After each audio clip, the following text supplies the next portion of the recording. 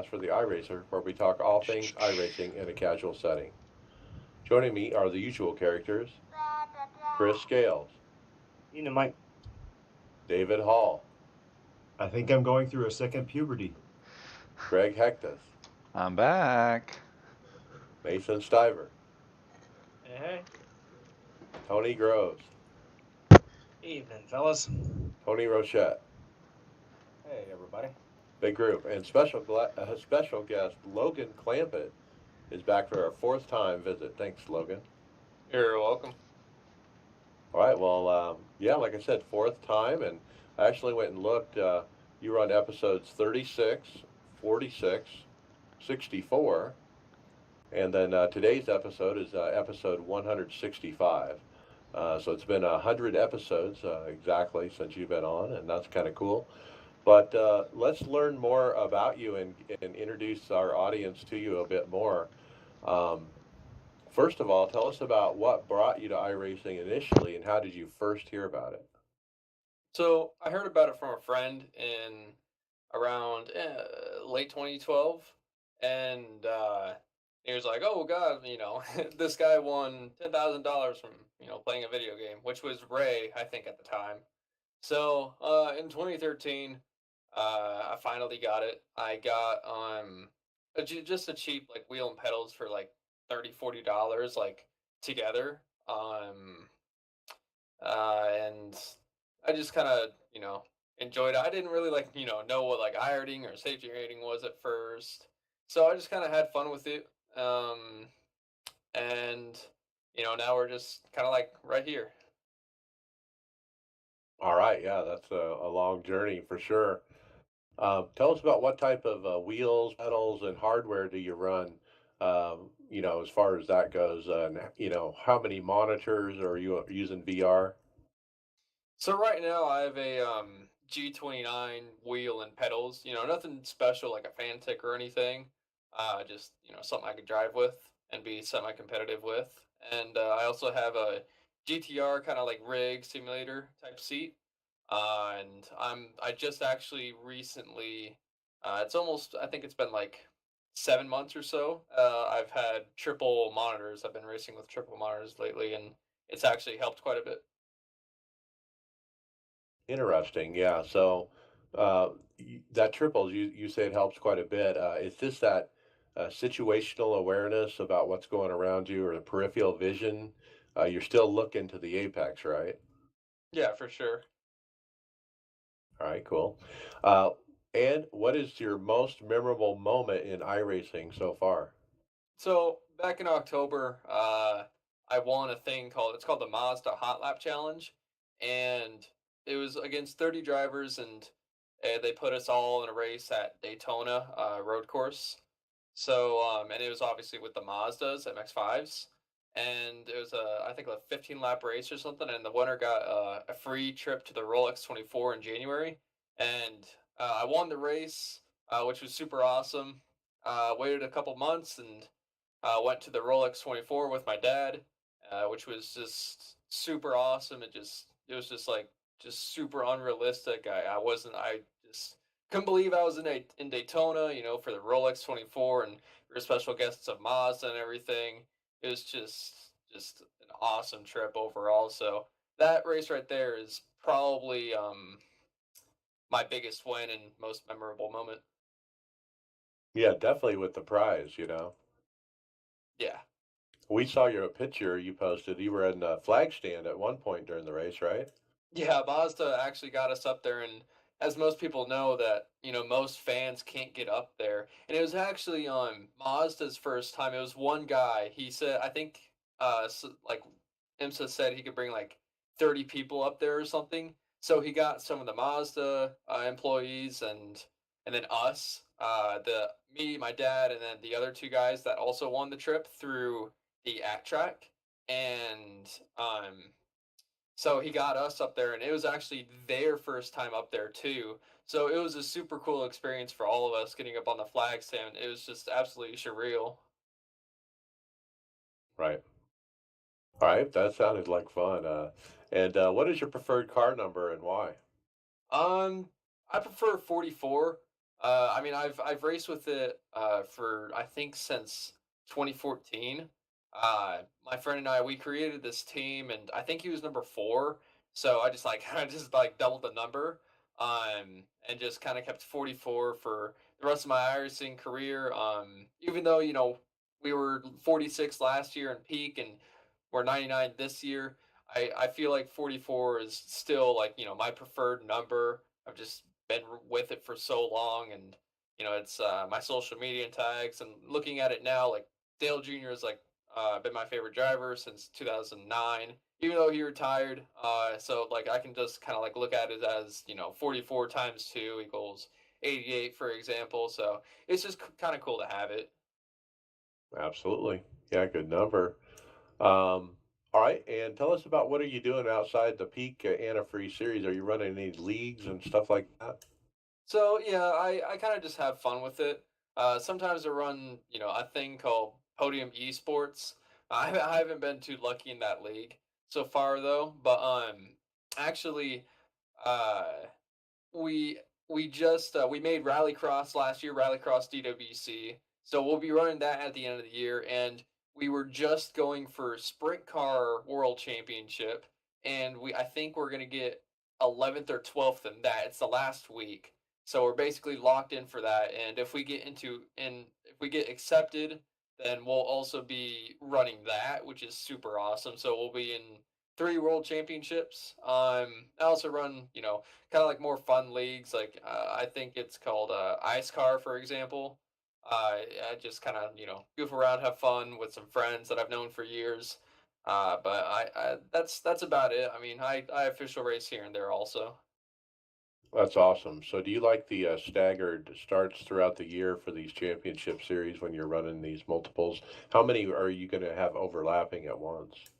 I think it's just peak with another one because I think sprints is just like one part of the year, and then maybe late models crosses over. I'll be trying to go for that, but I know that'll be competitive.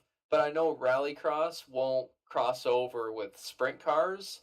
That'll be towards the end of the year, but peak will kind of cross over both, which I think rally will maybe be Thursdays or Mondays. It was Thursdays last year, and then sprints might be Monday, and then peak will be Tuesday. But they don't really like necessarily like cross over a whole bunch. Yeah, I thought the staggered starts where they spread them out throughout the year was a good idea for guys like you running up for those. Pretty cool. What track are you looking forward to most this season? What is the one you're targeting and saying, hey, that's going to be the one? Chicagoland for sure. We in 2017, well 2016, I think we ran around top 10 my rookie year. 2017, we had the winning car. We led a bunch of laps, and I think we got 7th because we got kind of unlucky there towards the end.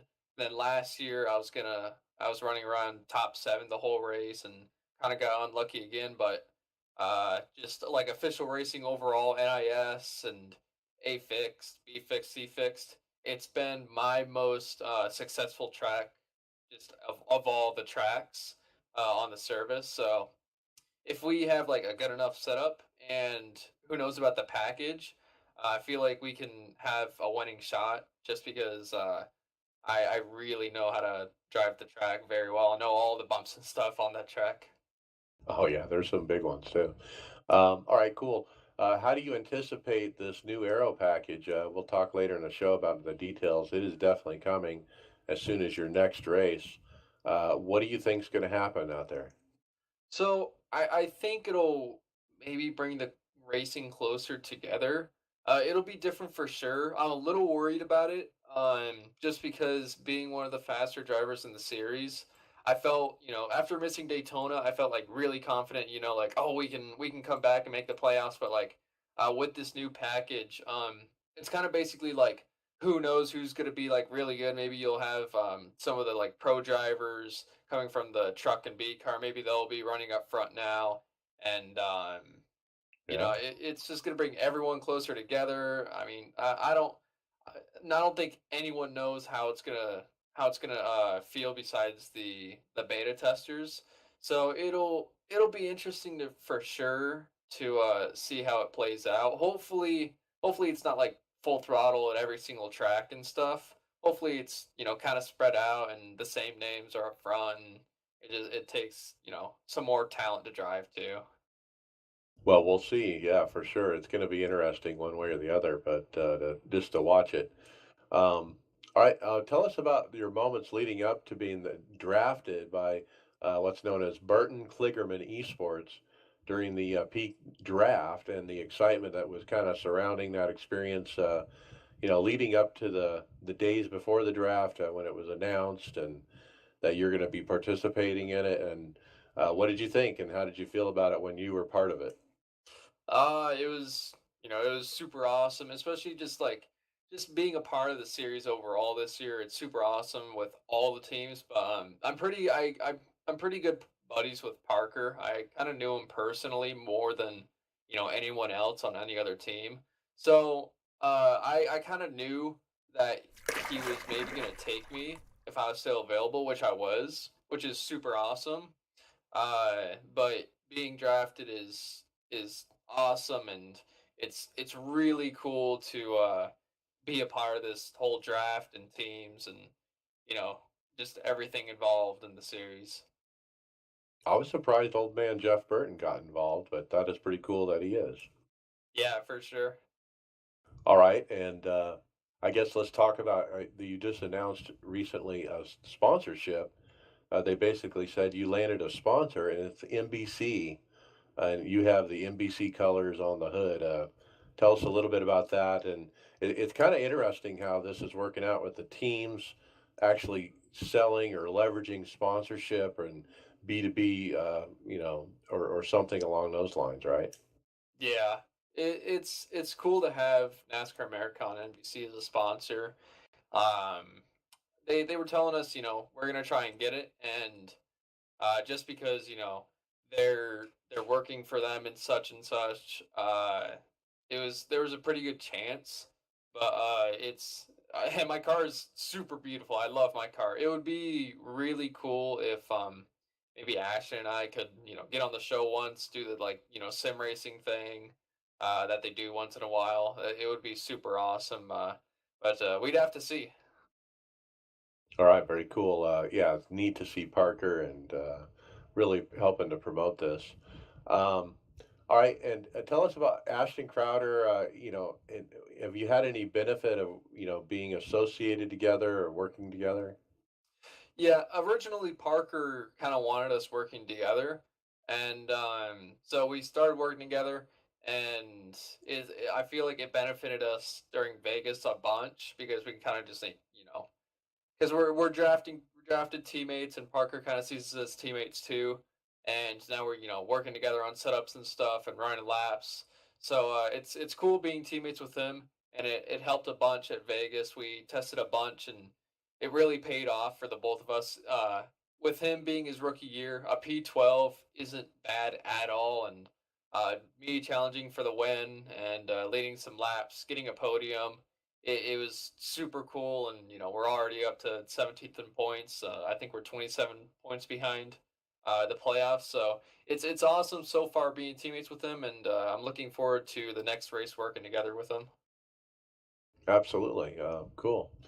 Um, and let's talk a little bit about your race. I mean, you were the car to beat there for the first part, and you led a lot of laps and you were looking good even after that green flag stop. And uh, as you sit back and you look back at it, I mean, what are you kicking yourself about? What could you have done differently to get that track position there? That you needed. You know, I don't.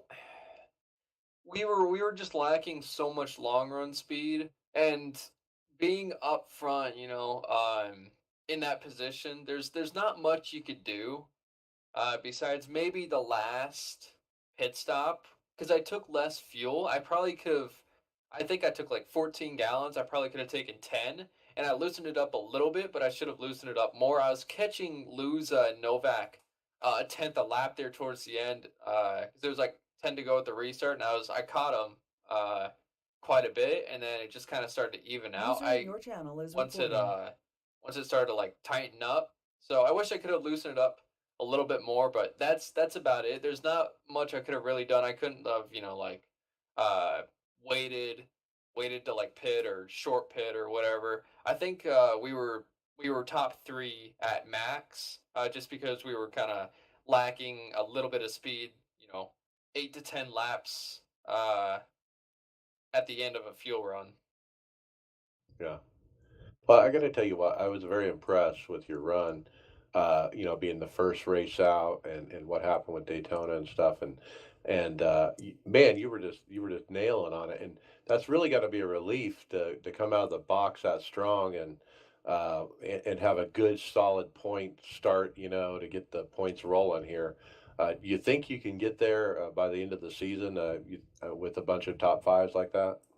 I think for sure, I can probably get up to I think 10th, if I'm really consistent. But once I get to the top 9 with like Busa and Keegan, Novak, Jimmy, Luza, Conti, all of them up there, it's going to be a little more difficult, and they're gonna maybe have some bad luck for me to catch them. But for sure, I think if we score even like consistent top 10 finishes, we can possibly get up there towards the end of the season. It's super awesome to get a podium there, especially my first race, and get some TV time towards the beginning. It's disappointed what happened to Daytona, but it's a learning experience. But yeah, super happy with our finish, and hopefully we can get some consistent finishes. Hopefully the aero package won't you know play that big of a role. Um, so hopefully we can get up there. I think we can. Okay. Well, yeah, I think you got it in you. Could be a championship run this year for you. You're looking good. So, we know about Ashton Crowder and Burton Kligerman and all that, but tell us about the real team behind the scenes, so to speak, that supports you. You have people that are with you while you're racing. You have a spotter. You have a crew chief. You got a team that provides you a setup. Tell us about that a little bit. Who are those people, and how do they help you? So kind of like I said earlier, Asher and I like just started kind of working together on setups. Also, like we're both setup teammates and drafting teammates. That's great. So we have other people running for Road to Pro and stuff, like Justin Lisenby and Jason Jacoby. I know Tanner Tallarico is Ashton Spotter, Thomas Keene, and JD Laird. My graphic designer is my spotter. It's awesome having him up on the box. He motivates me pretty well during the race. My worst finish so far with him is 6th from last year. So it's super awesome working with these guys this year, and I'm really looking forward to it. All right. So yeah, it's all starting over, and very cool. Well, thank you for coming back, fourth time on the show, and I think I recall that you were getting like wins every time you came on our show, and that's why you were coming back, and so maybe that'll keep that streak going. Yeah, for sure. Thank you, Mike. All right, let's get into it, topics, but first, let's talk OBRL. We do sponsor the iRacers Lounge podcast is sponsoring the OBRL new Monday night ARCA series, and it finished up. And so I'm going to read what happened here. The championship round happened at Chicagoland. Started out with Jason Swan on the pole, with over 37 drivers entered for the race. Gail Brooks gained 25 spots to win the Hard Charger Award. There's only 2 cautions in this great side-by-side, sometimes 3 wide racing. Greg Hectus battled to the end, winning not only the race but the coveted championship, $100 in cash. That's 127 loonies for all your Canadian listeners. Steve Thompson User finished disconnected second, from Gail your Brooks channel. third, and Jason Swan fourth. Chris J.R. Scales finished 17th, no incidents. Justin Laird 29th. Congrats, Greg. Thank you. Yeah, it wasn't an easy race to get a, let alone get the win and get up to the front. I qualified very poorly in that race. I qualified 18th, and one of my competitors I was racing against there, Mike Schrader, he qualified second place and on the outside pole there, and made me a little nervous there trying to come back through the field. And that track's a really draft happy track, so if you got to have momentum to get past people, and it was a very, I don't want to say it was an uneventful race. I mean, I was able to get through it. I don't know. I know some of you guys were watching my Twitch channel and stuff while I was racing, but I got a lucky break to get back on the lead lap when we got caught doing green flag pit stops, and I was a lap down. I was the lucky dog, and after that, I just basically held track position, and I made the right call at one point to come down pit road just to get my last stop in and come out second and battle Jason. Actually, no, I was battling Gail Brooks for first place, and then eventually I got past him, and then I think Steve got past him just late there, and he was running me down because I wore out my tires fighting Gail, and I'm sure Steve probably would have had me in a couple laps, but it ran out, and it was a good race. I mean, I really didn't like how I qualified, but I knew I could race up there and get it, and I appreciate all the guys in that race because that's a good league to run in, and I really appreciated running in that league, and it was a good season, and go from there. Well, it's pretty damn good if you're winning the championship in your first run in the league. So yeah, good job representing our team, Greg, and leading the rest of them. Chris, you were out there. What did you see? Honestly, I've blacked out on most of the race. I can't remember. I ran other stuff since then and didn't write anything down. I think I might have murdered the cone, the pit cone that race. I've done it 3 times in the last couple of weeks, and that's probably one of them. I said it was a good, clean race, but I remember being on the wrong end of one of those cautions round of pit stops. Okay.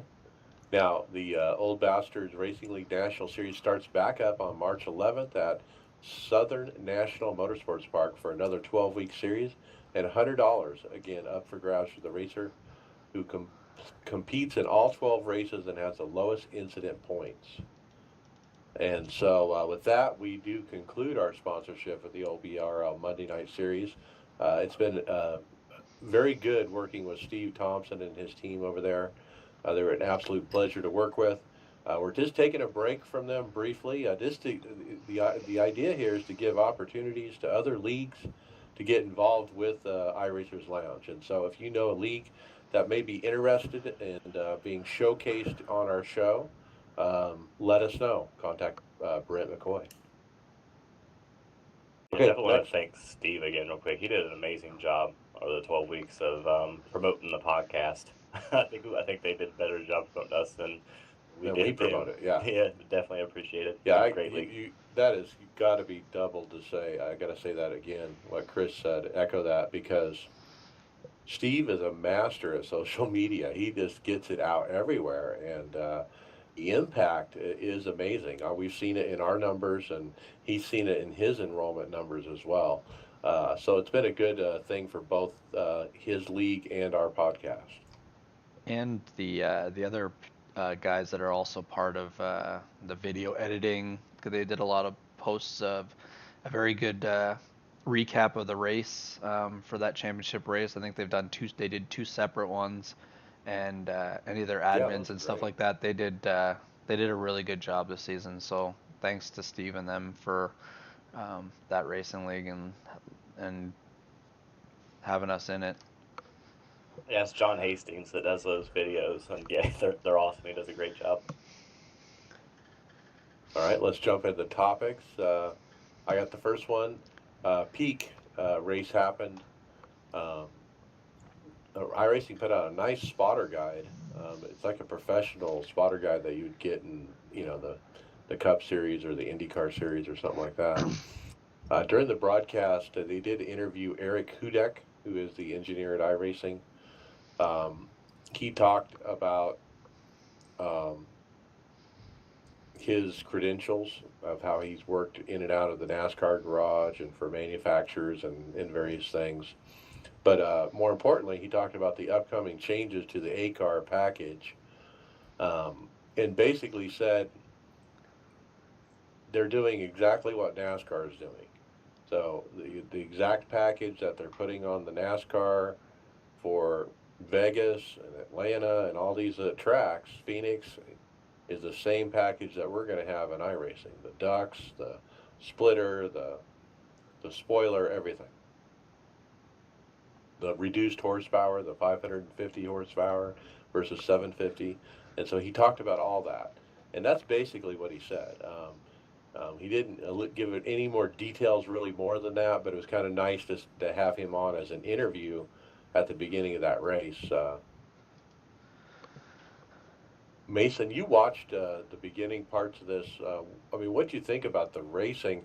I caught the last part of it, and I was actually listening to the last part as I was driving home from work. But it was a heck of a race, and I actually saw the last 20 up on my big screen, and it was like watching real NASCAR, or better, actually. I mean, and the racing that I saw was very similar to what I saw in the real NASCAR race. What'd you think?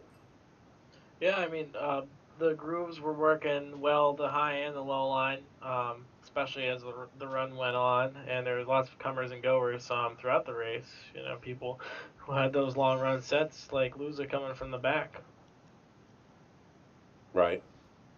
Yeah, and Clampett, as we discussed earlier, he was, leading quite a bit there early on and looked like the car to beat. But yeah, things change, and there was a big wreck with Alfala involved, Duvall, Thyan, Davies, all in a wreck at lap 87.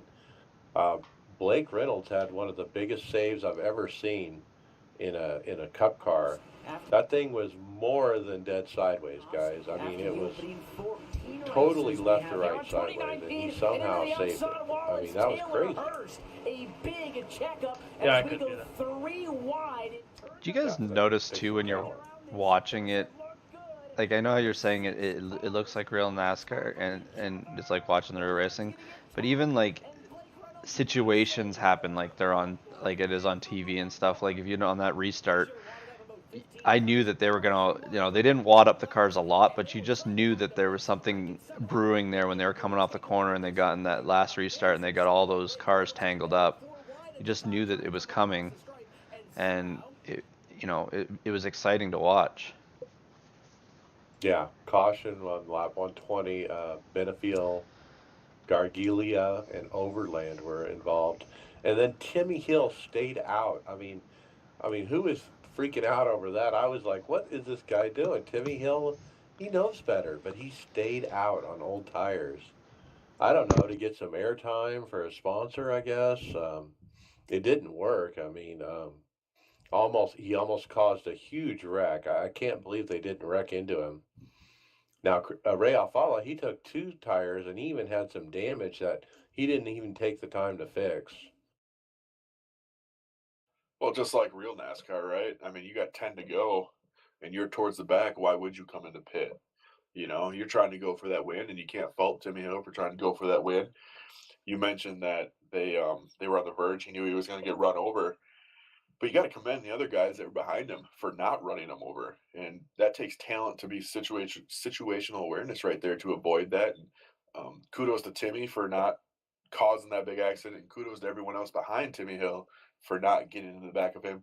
We see the same thing play out in the real world, real NASCAR. Sometimes it ends horrific and a tragic piled up um, bunch of race cars, and sometimes it ends just like this did.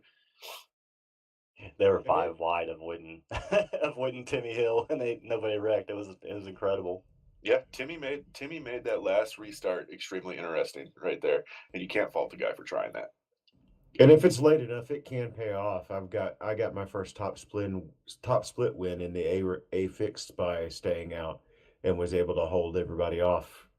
And there was also a caution. Right.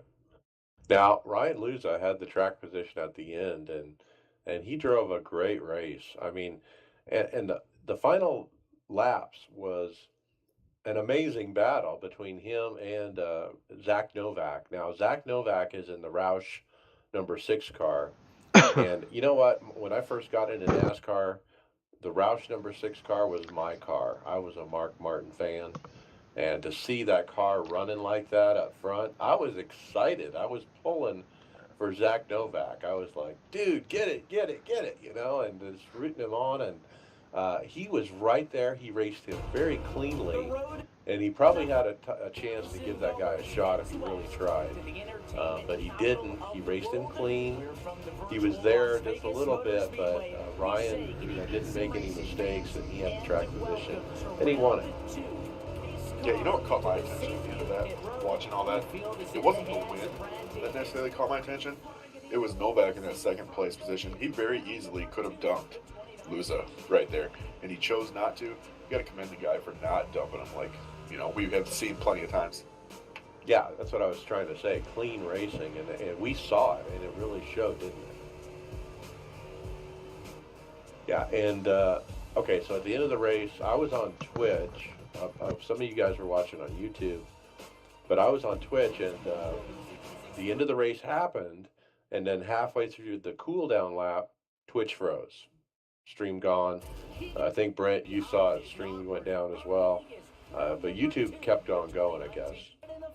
Yeah, I'm not convinced that it was iRacing or the broadcast producer's fault. It very well might have been. I just might not have read it. But I read around that same time there was several different issues with other streamers not related to iRacing that all went down too. So it very well could have been related to something outside of iRacing's control. Right. But no problem. I popped up YouTube to watch the end, the interviews and whatnot. But another great broadcast by RaceSpot. No big glitches really besides that, but they did a great job too. And I was entertained. I really was, and I'll continue to watch. Let's see, Junior Motorsports, they put up an article on jrmracing.com about Mike Conti finishing 8th. Brad Davies got the pole. And they're doing a nice little recap with a quote from each driver, as well as a tweet from Mr. Dale Earnhardt Jr. Well, if you listen to his podcast, he's invested in this a lot. Like, he talks about it on his podcast, and they were talking about it I think it was last week, about the Daytona one and the problems it had and stuff like that with the stream and stuff. So it's good to see that he's invested in it. Yeah, I'm in the middle of listening to his podcast right now. I haven't finished it. I want to see if he says anything this week. Yeah, you guys mentioned the broadcasters too, and how great the broadcast was. Can we give a shout out to these broadcasters from RaceSpot that are doing this Peak Series, because they are unbelievable. They make the racing just as exciting, if not more exciting, with them on there talking about it. So to Evan, Pasako, and all them, thank you guys. You guys are doing a heck of a job. So Evan is involved in Monster Truck Jam, or whatever they call it. Yeah, Monster Jam. Monster Jam. He's the announcer at Monster Jam, and so that's what he does. And I love, he has this growl to his voice when he tries to raise excitement. He kind of goes, and he has this little kind of growl that he does, and I don't know how to replicate it, but he does it very well, and he does get it very exciting. Yeah, well done, guys. I think you nailed it, the impression right there, Mike. Job well done. It's something like that, yeah. Okay, Chris, packages. Yeah, just a little bit more news on our shiny new package that we were talking about earlier. All of us wondering when it's gonna get here. It looks like it might not be next week during week 13. We had a forum post. Tyler Hudson was answering another iRacer. He said, I know testing is in full swing. All I know is testing is in full swing to try to get the new aero out as soon as possible. I think it's safe to say the goal is March, but the data is very limited to come by, so I wouldn't be surprised if it's released in a patch so we could get so we could accumulate more data. It sounds like maybe not next week, but hopefully before the end of the month. And also, there was a couple of tweets by Steve Myers. He said, "Good news for those that still want to run the 2018 physics. The Chevy SS will not move to the 2019 package, and eventually the Fusion will join it. So once the new Mustang comes out, the old Fusion will not have this package either. So you can run the two old cars from last year, and they'll still have the current package. Man, they don't. They're leaving out Toyota though. That's a bummer. I'll tell you. Yeah. You'll probably have to wait till a new Toyota comes out before they can stick the old one in that. Yeah, They'll- they'll have to come out with the Supra. Well, the Supra will be coming soon. I'm Yeah. sure it will be. I bet you they switch over to Supra in the next 2 years in the Cup Series. I'm glad that they're preserving this version of the car though that we can run with if we hate this new one. You know. Now, Yeah. I'm a little, sorry, I'm a little confused by this. So he's saying that, they're trying to figure out when it's going to come out, if it's going to be in a patch or something. But yet they're already saying that 2 weeks from now that they're going to have it in effect for the Peak Series. So obviously it's got to be, next week at some point, right? So they can have time to test with it. So I read into it as they definitely have said it's going to be there for the peak race, which is the following Tuesday. But they didn't specifically say it'd be out on the build on Tuesday. So that kind of reads to me like maybe it'll be out later in the week, like maybe Friday or Saturday or something like that, or sometime before Tuesday. They got to give the guys some time to test with it. 10 minutes before the Friday open race. That's when they'll launch it. That would be bad. It's going to be crazy. I mean, how are we going to handle setups? Are there going to be fixed setups to use? What's going to happen with the paints? Are the paints even going to work? I've heard conflicting stories about that. Will trading paints have to be, reprogrammed? Yeah, I don't think the old paints will work because Hudak said in the stream it'd be a bigger spoiler, a bigger splitter, some little changes. I would imagine maybe you'll get lucky enough that you can use an old paint and just adjust a couple little things here and there.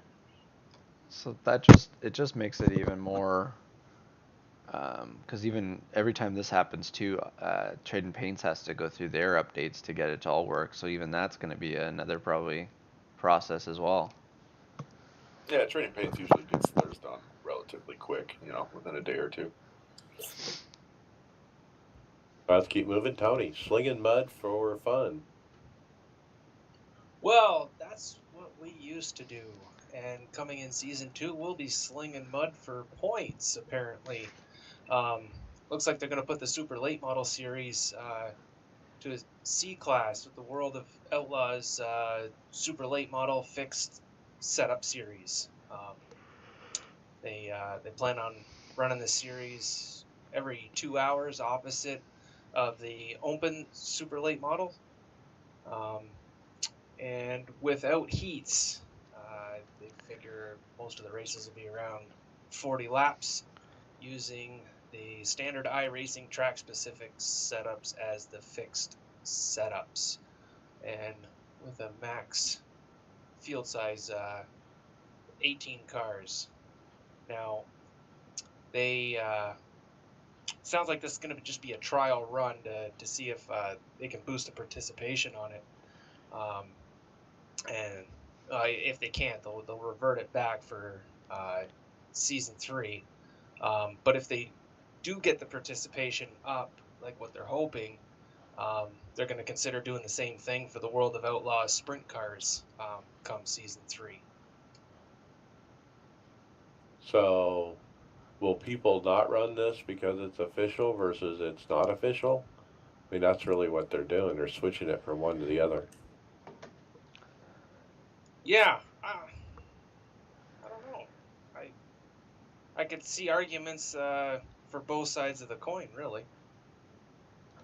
For me personally, I love that we have a separate dirt oval that's separate from my regular oval iRating, and so I don't care about my dirt oval number, so I'll just run whatever, and so if I had this car, I don't care if it's official or official myself.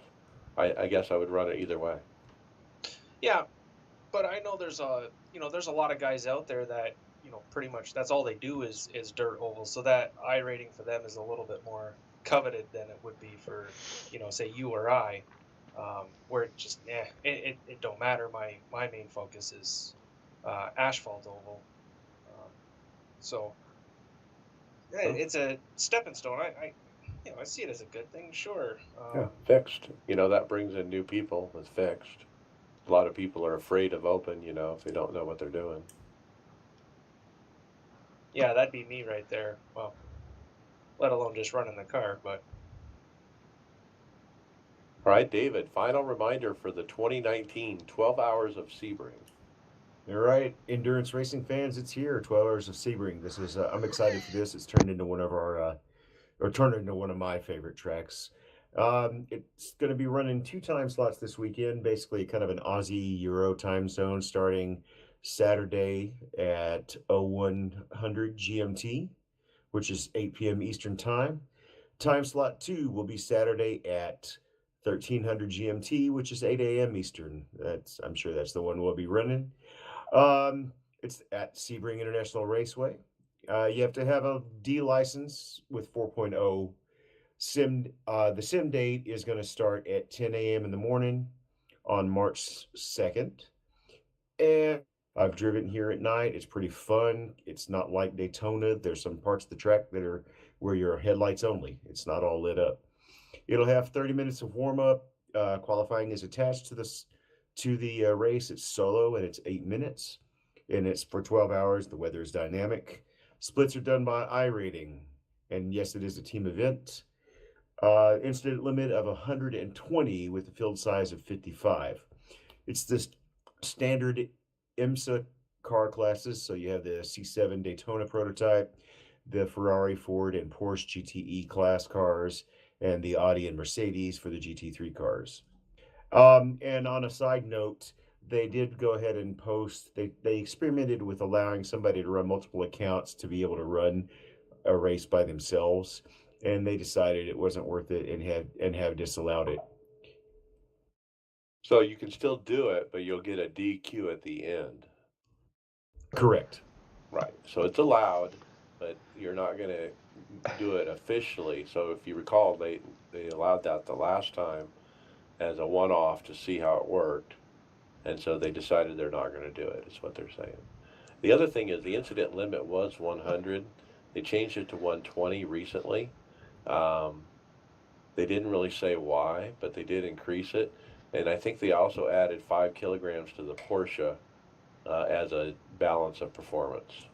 Yeah, I did overlook that, and I don't know if the Ferrari and the Ford are running their balance of power adjustments that were added at the beginning of the year or not. I don't know if they have worked that into this or not, because it's running as a separate event. It's not a part of the IMSA.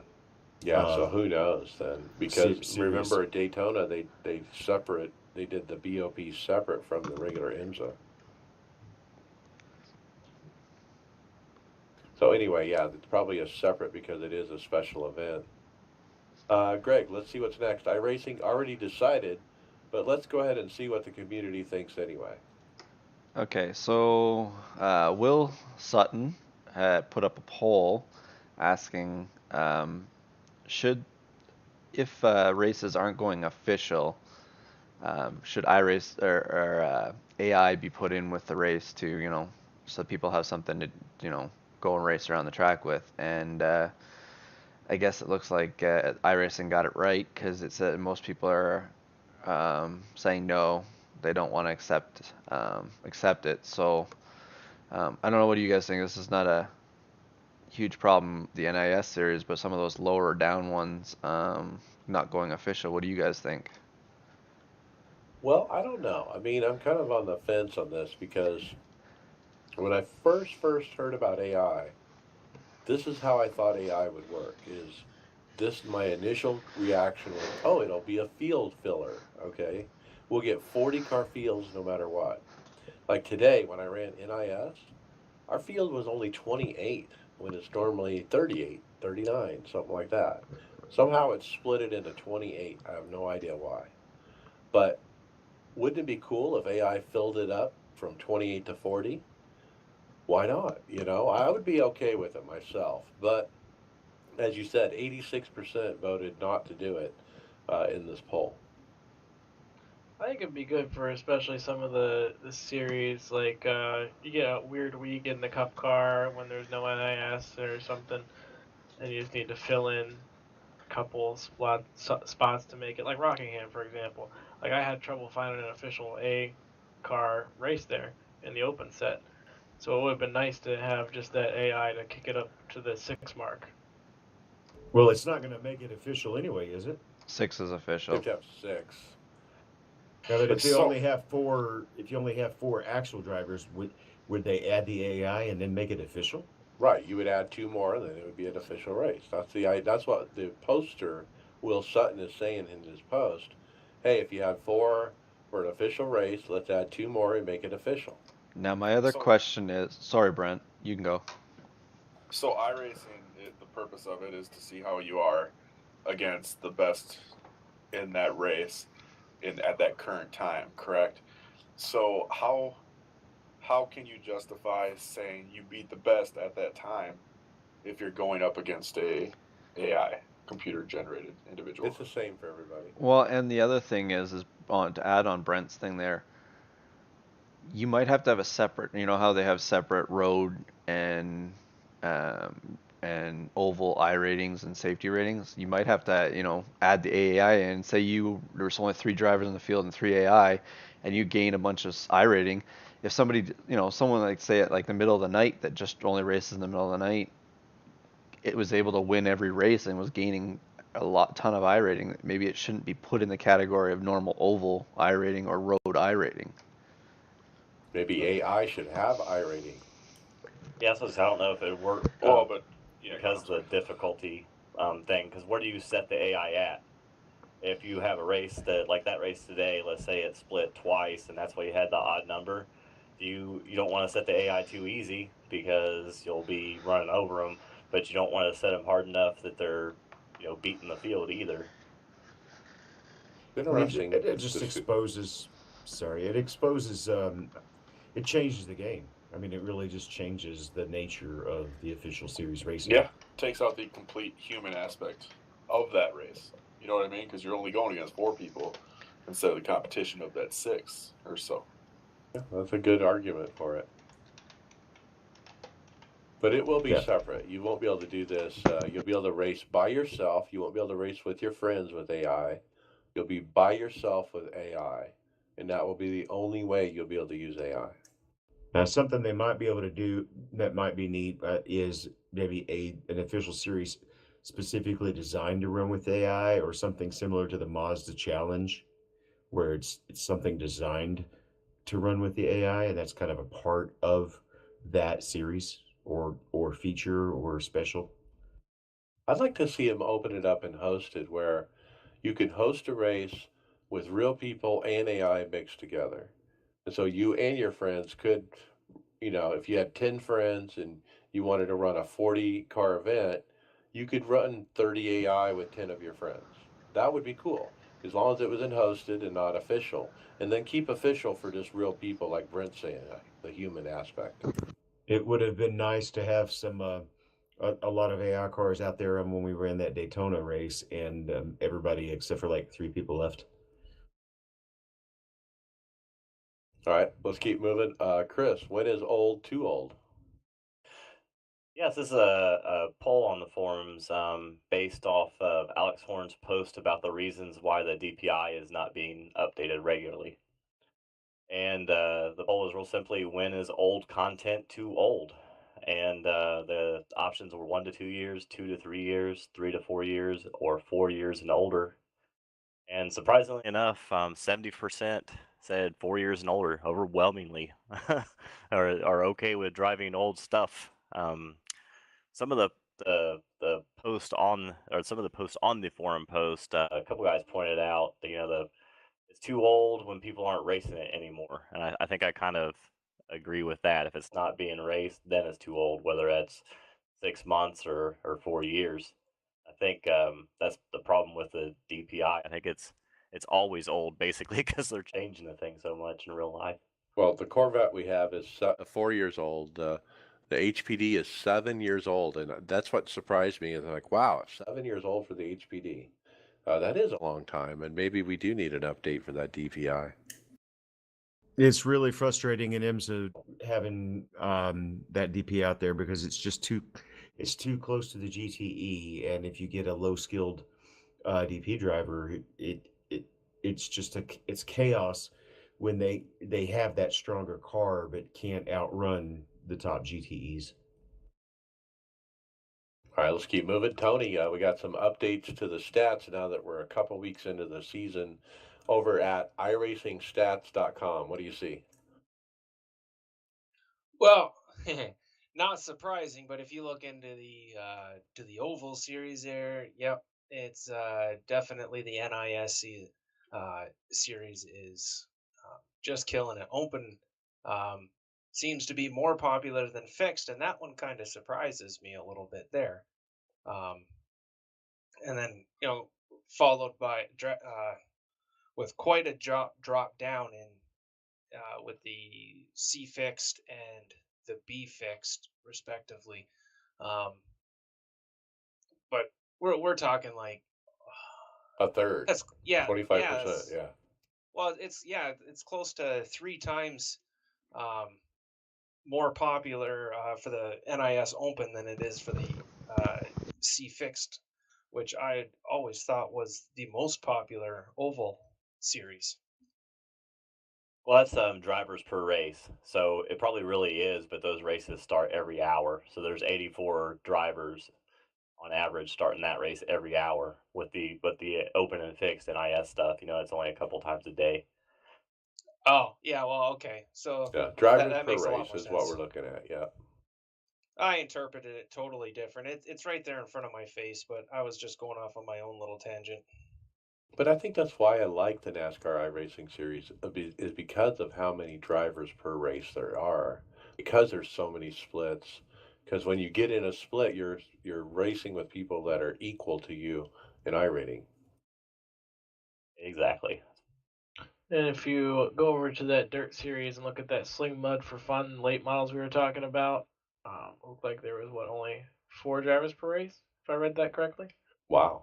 So that's why they're changing it, huh? Need to do something if they only got 4 drivers per race. All right, let's keep moving. Mason, the bagman doesn't bite the dust. Yeah, right at the podcast recording time last week, Mike Bagley, the Bagman on Sirius XM and MRN Radio, posted up a video of him in the pickup cup car, um, at Talladega, and he entitled it, "I feel like Ryan Preece in the Daytona 500, Pucker Factor Zulu," because all of the cars in front of him that were wrecking went left or right, and he managed to not hit any of them, just like Ryan Preece did in the 500. So, cool video by Mike Bagley. It's uncanny how it matches the Ryan Preece move, how he missed that wreck. It almost looks like a replay of that. Sir, just hold it straight, and hopefully it'll go away from you.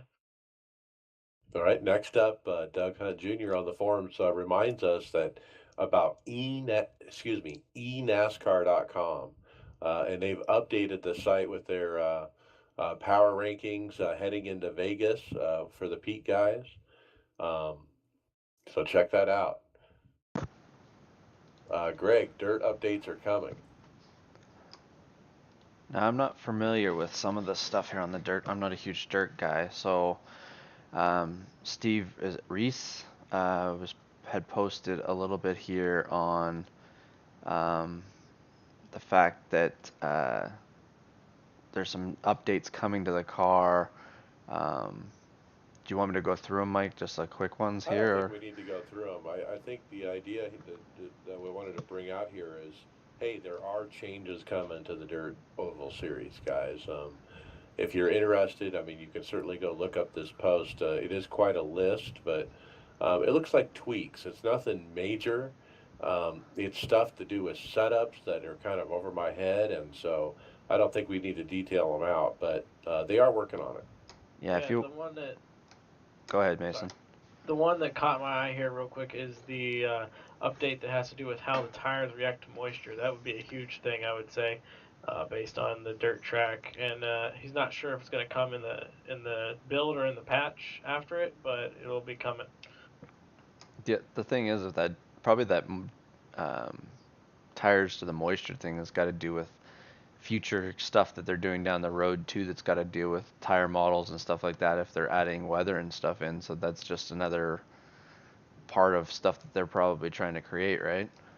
Well, yeah, with the dirt side, you have to chase the moisture on the track to get your traction.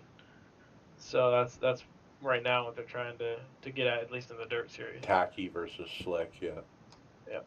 So anybody that wants to look this up, the thread's called caution laps / fuel burning or fuel burn. Yep.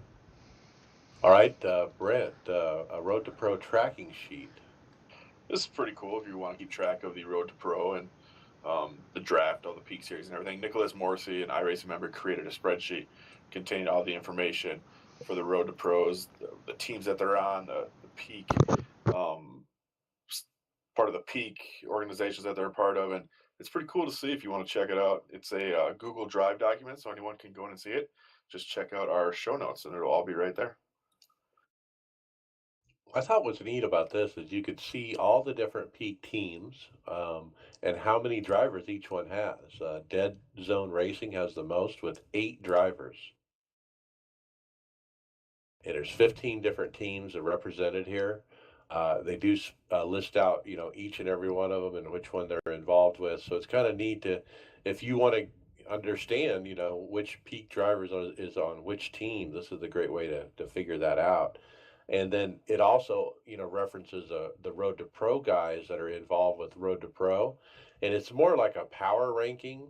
They're actually asking several people to help rank these guys, and so if you scroll to the right, you'll see there's all kinds of information. So, all right, Mason, funnest car ever.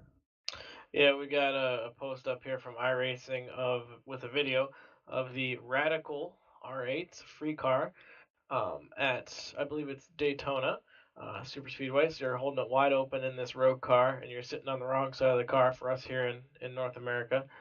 Um, and I know Mike has had a blast in this car in hosted sessions, but they got a big 5 wide, 4 wide finish here at Daytona and giving out participation trophies because we couldn't figure it out. Crazy, and I'm glad iRacing picked up on how awesome this car is. And you're right, we've been running this and hosted a bunch in the late evening. Somebody's been putting up rooms, and they fill up pretty quick. And it is a blast. I think it was Darlington. Dude, you're running down on the flat, not up on the oval, because that's the fast way around the track, or one of the fast ways. I mean, literally down on the flat. And you're just hauling full throttle around there because it has so much downforce and, 2, 3, 4 wide and all this crazy racing. And you can hold it, and you can even bump a little bit. And there's so much downforce that nobody wrecks. And so it's really fun to race these cars. Really fun. Love it, love it. All right, Brent, something new, sponsored car. Yeah, here at iRacers Lounge, we're proud to partner with Do Work Motorsports. Join forces compete in the 2019 Full Throttle Sim Racing Cup Series, presented by Real Sim Racing. We're excited to have driver Josh Gerlach join the iRacers Lounge team as he pilots the iRacers Lounge podcast Forward Fusion. Josh will compete in a 32-week season that mimics the 2019 NASCAR Cup season. Josh will compete against some of the top drivers in iRacing with the hopes of capping off a championship season at Homestead Miami Speedway with the trophy in hand.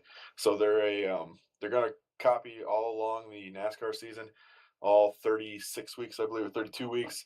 It's going to be a blast. We're proud to have him on here throughout the season. We're going to have Josh join us in the iRacers Launch podcast to talk about his current season and what he's looking forward to. So, to Josh, we're looking forward to working with you. Looking forward to what Do Work Motorsports can do as a team, as a whole, and watching them grow for the 2019 Full Throttle Sim Racing Cup Series in which he's racing upon. You guys can check out Josh live every Monday on LSR TV. beginning at 9 p.m. Eastern time. If you want some of the links to LSR TV, livesimracing.com, those will be in our show notes. So for Josh Gerlach, welcome to the team. We're excited to have you as a part of the iRacers Lounge podcast. Can't wait to see what you do in the future. So as far as his last race that he had, the first race since we officially signed him to the team, he started P12 or he started P27, but he finished P12 at Atlanta Motor Speedway on the 25th this past Monday. Josh currently sits P19 in the championships, which he moved up 6 positions from last week's race at Daytona International Speedway. So his next race is this coming Monday at Las Vegas Motor Speedway, and that can be watched on LSR TV. Again, show notes are going to be, or a link is going to be in the show notes. So welcome to the team, Josh. Glad to have you. All right, something different. We got iRacers Lounge on the paint job. So yeah, the car looks sharp. It's exciting to have him on here. I know he's extremely excited about it. He got in contact with us, and we're gonna have some information at the end of the podcast about if you're interested in joining the team also. But it's exciting times here for us, and I don't know who's more excited, if we're excited to have him or if he's excited to have us with it. But keep an eye out for the sharp-looking Ford. yeah, absolutely. All right, let's jump to hardware software. Mason, iRace online rig. Yeah, this is a cool little rig here. The gentleman who put this up, his name is Trevor Fallis. He has products and services at iRace.online, iRaceonline.weebly.com. And he has a video up here of his rig. It's kind of a Fanatec combination with looks like some 80/20 maybe. But it's really sweet rig, just done well with some lights underneath, some triple monitors. You got the sim dash there on his tablet. Got a shifter and handbrake. It's just a really nice rig. It's got the I flag up top there. But he has these all on his website there. I said iraceonline.weebly.com, and he sells complete packages. It looks like so you can get motion, you can get stuff for the Xbox, PS4. Um, but like pre-made packages with the computer, everything, your wheel. You get NASCAR style wheel, Track Pro telemetry, all sorts of stuff. Yeah, it's a little different. It's not like a traditional store. I mean, it kind of is. When you go to his website and you click over to store, you'll see you can actually buy all kinds of stuff through him. So pretty cool. There's a big old ventilation system upgrade with like a big old hose that blows air on you, with like a big old motor. That thing looks pretty cool. $340. They have a lot of stuff on there. Anyway, yeah, check it out. It's worth if you guys want to browse around for some neat stuff. They have some little cockpits and wheels and different things. All right, let's keep moving. Chris, tell us about GTX 1660 Ti. Yeah, NVIDIA came out with the TI version of the 1660. Or I'm sorry, that's the 1660, not the 1060. So yeah, new card. Is one of the many. I don't see anything too impressive about it. 6 gigs, 2 HDMI ports, 1 display port, 1 DVI, and clock speed of 1530. And looks like they'll set you back around $280 to $310. $300 video card. And it looks like it'll handle triples, barely. Yeah, I don't know if I was gonna spend $300. I don't know that this is the one I would probably be going with, but like I said, I'm kind of an AMD guy, just kind of waiting to see what their answer is to all this overpriced stuff. Well, I mean, I don't know if does it fit a hole that's needed. I don't know. No, I don't know. That's the way it is. I feel about a lot of the new cards that Nvidia came out with. I don't know that most of them are a big enough jump over the previous generation to be a big deal. Maybe this one does that ray tracing stuff, and maybe when more developers are actually doing the ray tracing stuff, it'd be cool. But yeah, right now I just don't see the point. I think we're at a point though that it's not the big jumps anymore that we're gonna be getting. It's these small little things, and I think the problem is they're adding too many things for people to choose from their same brand, and I think it's just there's not a big enough gap between generations of stuff here, and it's just people want to see a big change, and it's probably not what they're getting out of these cards. Yeah, yeah, you're right. PC hardware is just it's slowed down. We're not seeing the giant,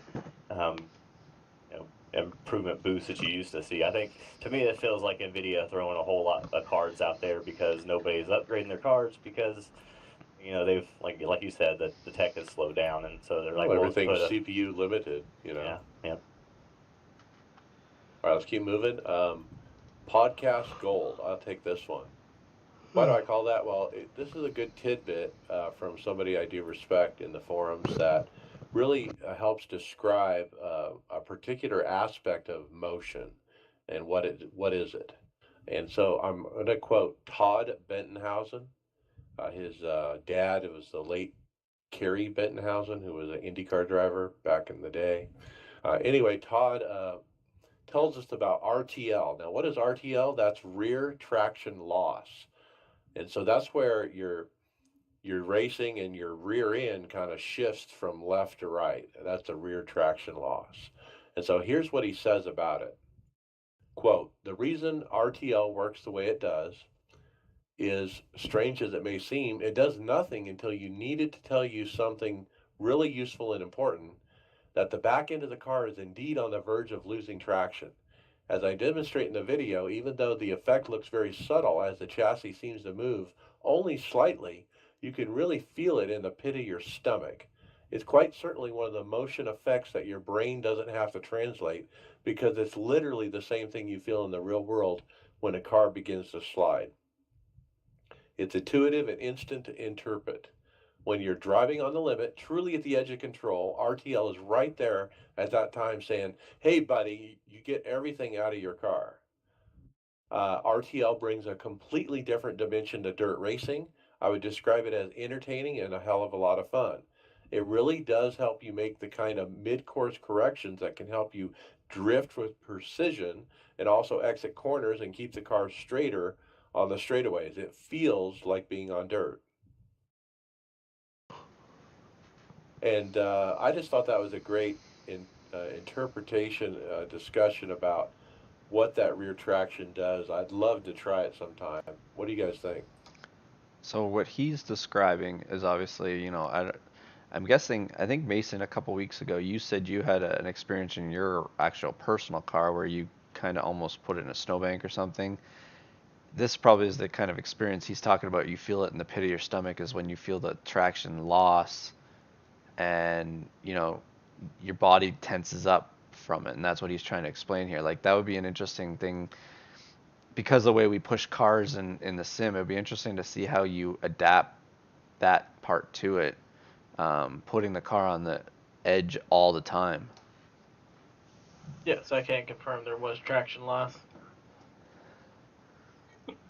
So, if you look at the video, the second one at 7:10 mark, you can see the thing how it works visually, but you'll see that he's got his rig on basically a big old piece of wood. It looks like that's on a traction loss device that's kind of shifting him left to right as he's driving.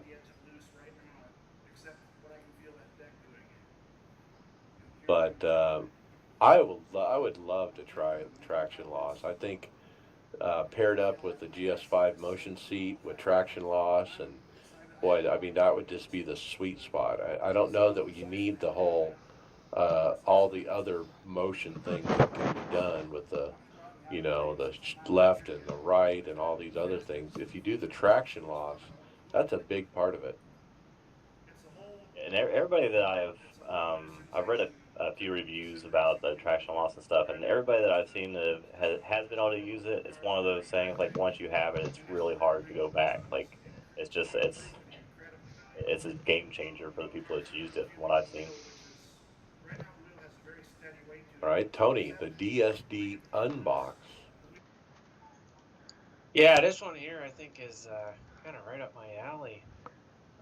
The guys over at Derek Spears Designs has come out with, well, not come out with yet, but soon to be coming out with a very much slimmed down version of their button box, and it's definitely a do-it-yourself endeavor.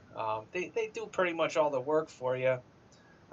You got the board, the buttons, and the dials all set up. You just got to build the box and add the wires yourself. And the whole idea behind this is to, um, well, make it cheap, cheap to make and cheap to ship. So the price point will be low for the consumer.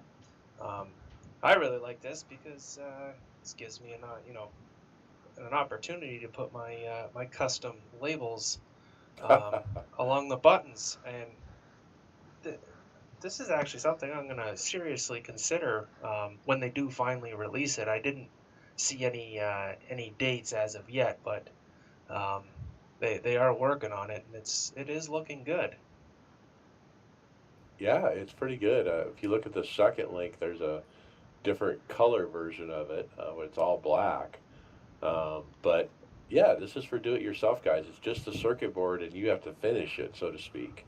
But it's got everything on it, and Bean, one of our favorite forum guys, Beano, he posted on this forum post and said he might add that to where he put his custom trackball.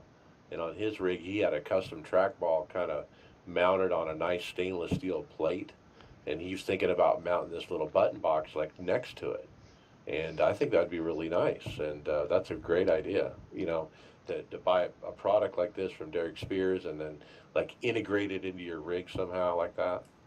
Well, like Well, you can make a dash or anything out of it. Like you could just place it behind and cut the holes out for the, you know, where you want the buttons to be coming out.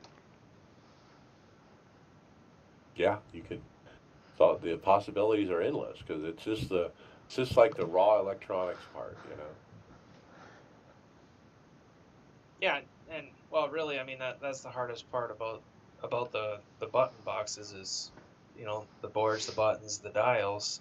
Um, this I, I'm I'll be looking into this when they get going for sure. All right, we're going to do one more hardware before we move on. Brent, TS Customs in Croatia. TS Customs has come out with a pretty unique motion rig, I think. And this motion rig is a all-inclusive, pretty much. And I'm talking all-inclusive. The entire your seat area frame pitches and yaws. You've got the pedals. They pitch and those yaw also with them. And the steering wheel column that all pitches and yaws. So the entire thing, all three aspects of your rig, are motion with these guys. They have a video on their Facebook page, TS Customs. You can check them out.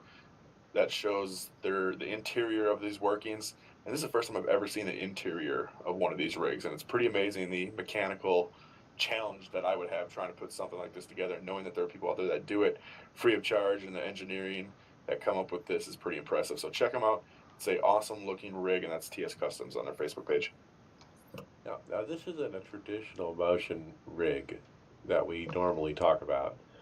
The motion that's involved here is the the positioning of the seat, wheel, and pedals in relation to each other. Yeah, That's so what the the motion main is. chassis isn't moving. The main chassis is solid. It's a built frame, but like Mike said, the seat's moving forward and back, left and right. The pedal Think frame power that, seat. You're in a yeah, Cadillac with the buttons yep, on the side of the seat, right? yes, And then yes. the same thing with the wheel. It's like having a power steering wheel that moves like in a Cadillac.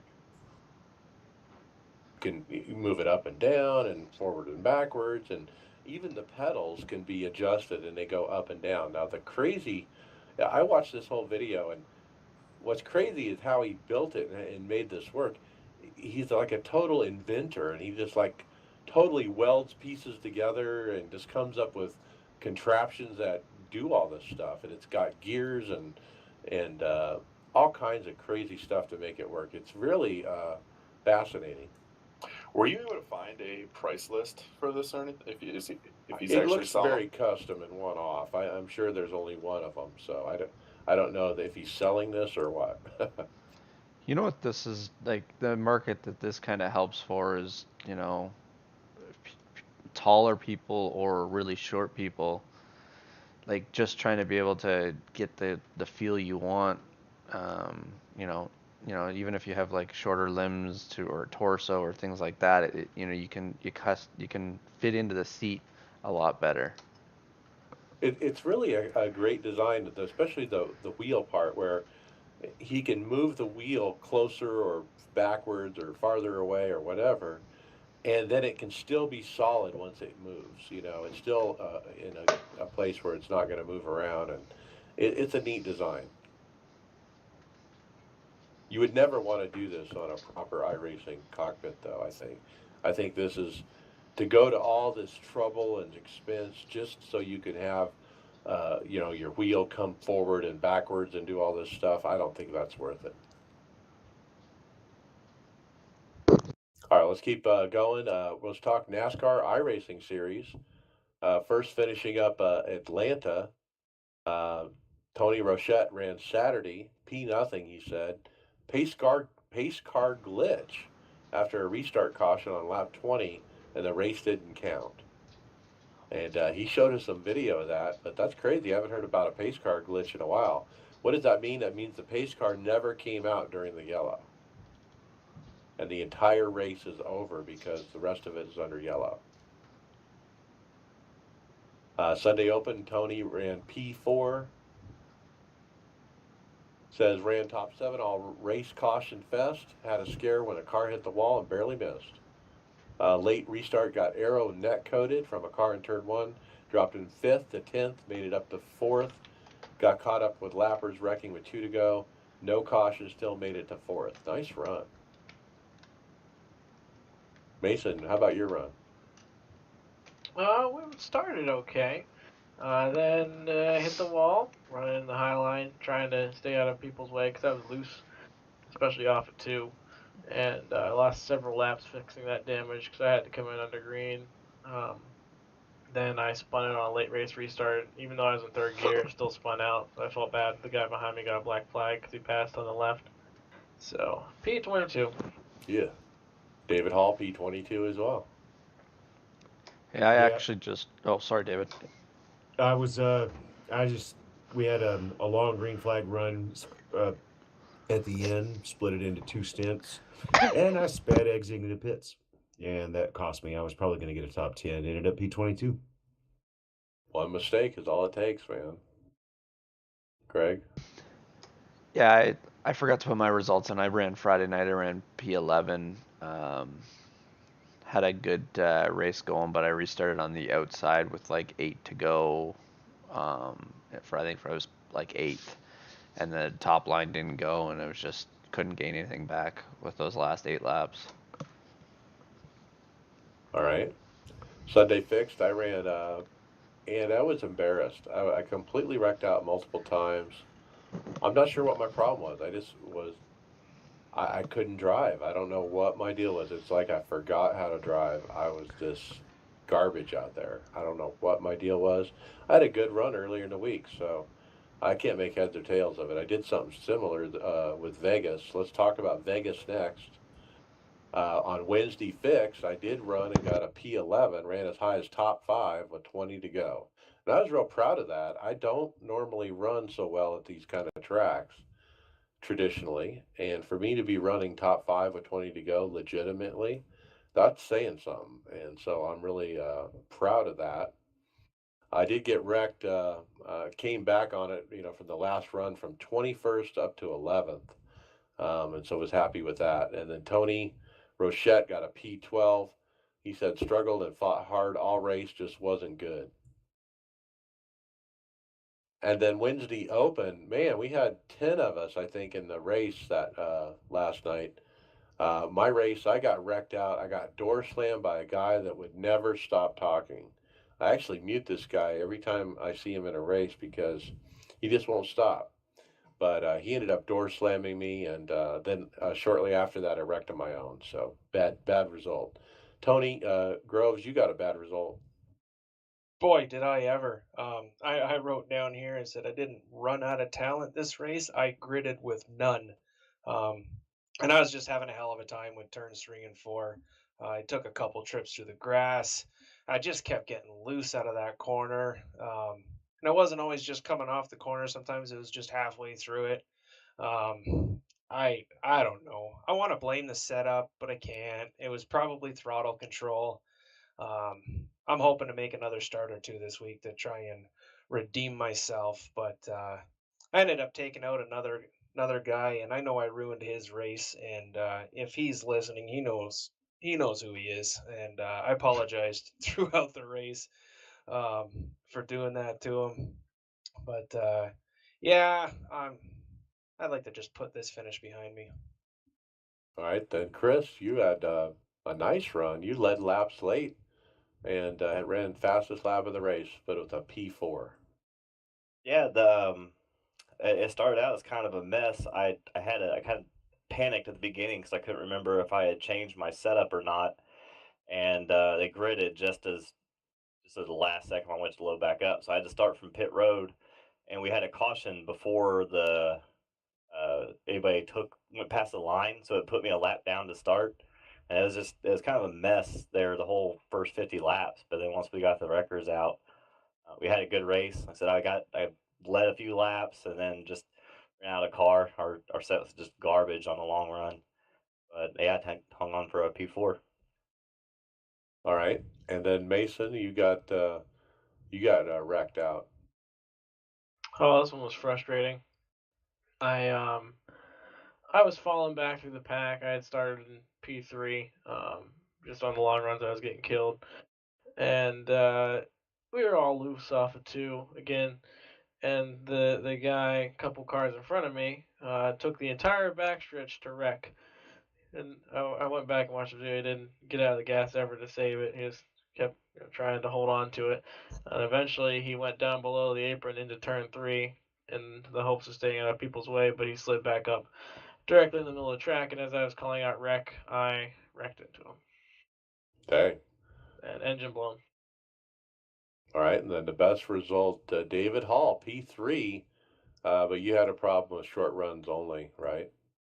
Yeah, the set I ended up choosing was pretty good on the short run. We had a long run.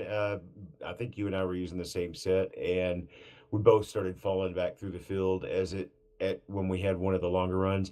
But the race ended up kind of similar to a real NASCAR race where there was caution after caution towards the end. And every caution I'd steal a spot on a restart and steal a spot on a pit stop, and through those last couple of restarts, I moved from eighth to third. I usually like to be a long run guy, but this time having the short one set and being pretty good at restarts and getting a little bit out of them paid off. All right, and then Tony Rochette got a P6, and he ran a set from last year, and worked out for a P6. All right, Thursday Open, I got a P16. I lost my mind, I guess. I was caught up in so many different wrecks. A lot of them were just in front of me, and I don't know how to miss them anymore. It's just like I drive right into it. I don't know what I'm doing. I just got to figure it out. But I had 20x by the end of the race. And at the end, I got caught up in another incident with some cars, and my car was like really messed up and it wouldn't steer at all. And there was like three to go. And so I'm just trying to nurse it to the checker, right? And eventually my right front actually blew. I felt the right front drop. I was in the middle of the corner. The car quit turning and went straight to the wall, like literally straight. And I just plowed into the wall. And it's, I think I've blown a tire once in iRacing, maybe twice, long ago, maybe like 4 years ago. And so it's been a long time, but it actually happened today. I blew a tire. And then Tony Rochette, P18, his race was horrible. He got wrecked lap one, turn one. Didn't have a hood. He had to do all this repairs, and he did come back out there to get a P18 and just rough it out. All right, and that's it. We jump to final thoughts. Brent McCoy. Okay. Let me see here. We've got the new Josh joined us for the sponsorship opportunity here. And if you guys are interested, we're currently now going to start opening the sponsorship up to you guys, the fans. If you guys are interested, if you guys have a league that you want to join or want the iRacers Lounge to be part of, if you're part owner of a team, if you're a hardware company out there, anything related to iRacing, give us a holler. Shoot us an email at the iRacersLounge@gmail.com. We will forward you some information. If you guys are interested in sponsorship opportunities, we're open to hearing what you guys have to offer. So again, iRacersLounge@gmail.com. All right, thanks, Brent. Chris Scales, final thought. Got nothing. Brain's mush. I've got to go take a cold shower or something, cool off. David Hall's porn star voice has got me all worked up. All right, David Hall, final thoughts. Should I talk like this? I don't know. I don't know what's going on with my microphone, so I'm going to be resetting shortly. Looking forward to Sebring. I know me and Mason and Greg are going to go turn some laps. I don't know if Brent's joining us or not tonight. Looking forward to that. I love the ovals, but I've fallen in love with those road courses too. Yeah, good luck for Team Tifosi at Sebring. I'm not going to make the race. I have to work, and you got more than enough people to get one or two cars going. So good luck. Greg Hector's final thought. Just looking forward to running an NIS race probably tomorrow night. Anybody want to follow me still? Twitch.tv/Frozen Cactus. Frozen with 2 O's, Cactus with 2 K's. I just back to the NIS season. I'm gonna start focusing on and helping the guys out with sets, and I look forward to also racing on Saturday at Sebring. So, yep. All right, very good. Mason Stiver, final thought. Well, I bit the bullet and purchased the SimLab P1 for my new rig. Wow. From Europe. Yep. Teammate Bobby Jonas helped me out with picking the parts and making sure I got everything I needed. And Spending your money. Yeah, I wanted to spend it this time. And I also got from another iRacer on here a button box coming tomorrow. So upgrades ahoy! Wow. Which one did you buy? I believe it is an old Derek Spears Designs Track Boss. Nice. And I purchased a button box from Justin on our team as well. I did forget to mention my Formula V2 from Fanatec shipped yesterday. It'll be here Monday. Wow. All these purchases. Wow. I'm jealous. I need to buy some. Well, that was the free one they sent me because of the back order on the direct drive. It's because you talked to him sexy on the phone, didn't you? Okay. Tony Gross, final thought. Well, I didn't buy nothing, and I don't really plan to. Actually, what I'm just hoping for, and I'm thinking it's going to happen, is my work life and real life is going to slow down a little bit and open up some extra time for me to spend on the track, because after last night's showing, I certainly need it. More seat time, right? All right, Tony Rochette, you're still in here. I don't know if you can hear me. Final thought. Well, Mike, I do appreciate you reading the results for me. You actually did a lot better job than I would. I'm actually excited. I'll be heading my way down to Las Vegas this weekend, so I'll get to see the new aero package right in front of me. So, yeah, and running tonight, and All right, well, have fun at Vegas. Bet $1 for me on something and see if we win. All right, my final thoughts. Thanks to Logan Clampett for joining us for the 4th time on the podcast. I think that's the most of anybody, actually. We don't rarely have repeat guests. We like to try to bring in new people all the time because there are so many iRacers out there that we can learn about, and so we always try to keep it fresh. But Logan is obviously really hot right now in in the Peak Series. You know, he was the man to beat in this last race for a while. And so why not? And we're trying to get all the Peak guys on. And so good job, Mason, trying to arrange that. If you're a Peak driver and you're listening to me, contact Mason Stiver and get on our show and let's interview you and let's learn about you guys. What's wrong with me? I don't know, man. I went to Vegas and Atlanta and I had a couple bad days and a couple races, and it feels like I forget how to drive or something. But it's really about throttle control coming off 3 or 4 on these racetracks. And if you don't have it just right, boy, that car's coming around. But I keep telling everybody I'm racing with, this is the last time we're in this package, guys. We got a new package coming. We're going to have less horsepower. Cross your fingers. Let's hope it's better. Because it's going to suck if it's worse. All right, with that, we'll see you later. User in your channel stopped Okay, recording. I'm rebooting. All I right, we're think clear. I think David got that new package. All right. Oh. See